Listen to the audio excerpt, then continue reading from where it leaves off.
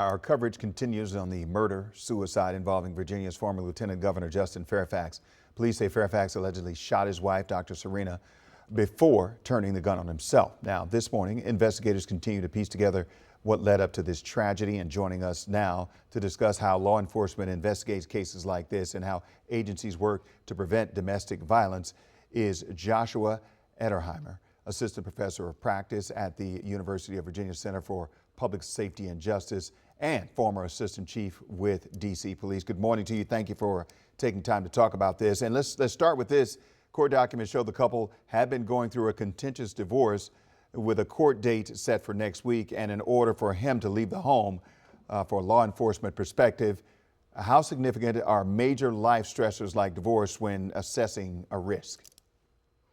Well, I think it's directly related. Murder-suicides, they are emotional, spontaneous, and they often involve marital disputes, mental health concerns, alcohol abuse, and in some cases, availability of a firearm. So all of this is linked to what happened and is part of the investigation that Fairfax County is conducting. Now, police say they did respond to the home earlier this year after an alleged assault that was later determined to be unfounded. So how do prior calls, even those that don't result in any charges, factor into assessing potential risk? Well, there's always an assessment of the information at the scene, whether it's violent or non-violent, whether someone's been injured. So there are indicators, and the police have responded there once before, and there was not an indicator of violence. There was an unusual situation, but nothing that flagged it as a situation that would escalate it to a higher level or an arrest. All right, so we know about search warrants being executed and going in after the fact. What does the investigation look like in the hours and days that follow? Well, this is really a homicide investigation. The only difference between this and I'll say a regular homicide investigation is that the suspect or the perpetrator is known. So it's moving forward and moving quickly. Usually murder-suicides, they're domestic violence in nature or grievance related, like in a workplace. What the investigators are doing now is they are diving deep into the lives of the Fairfaxes. So alcohol use, previous violence, erratic behavior, mental health issues. They're talking to neighbors, work associates, witnesses. They're reviewing all the court records.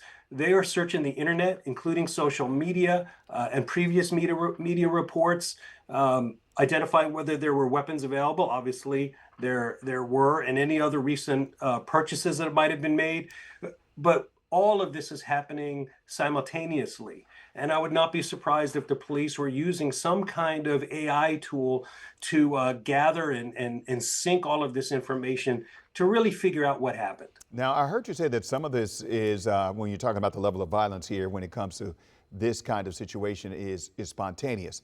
But what are some of the most common warning signs that families and friends should look out for when someone should be concerned enough to reach out for help or to contact authorities? Well, all of those things that I mentioned, erratic behavior, alcohol or substance abuse, clearly if there's been a filing for a divorce. But I'll say this about domestic violence.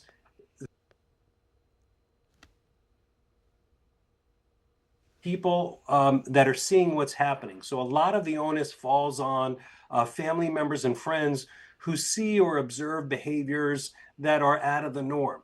And they can seek the police and seek assistance to let them know. And there are some options, especially when it comes to guns. There are red flag laws in Virginia, and family members or even friends or neighbors can notify the police, who will bring this information to the Commonwealth Attorney. All right, when tragedies like this do happen, what's the most important thing that the public should understand about how complex and unpredictable domestic violence cases can be? Well, they are complex. I will say it's essential for law enforcement to communicate to the community.